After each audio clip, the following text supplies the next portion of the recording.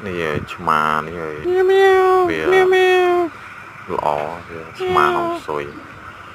về màu bạc kia bao nhom và hột về chật nhom mà chưa bắt chma lọ nhom hồng sôi mà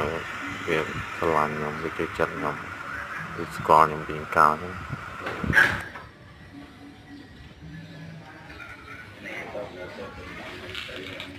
meow meow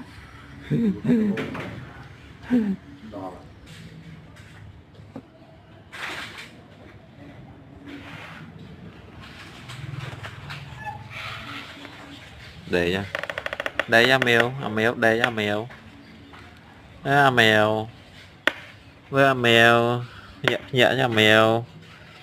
nhẹ nhẹ chắc là mèo nhẹ nhẹ chắc là mèo mèo nhẹ nhẹ chắc là mèo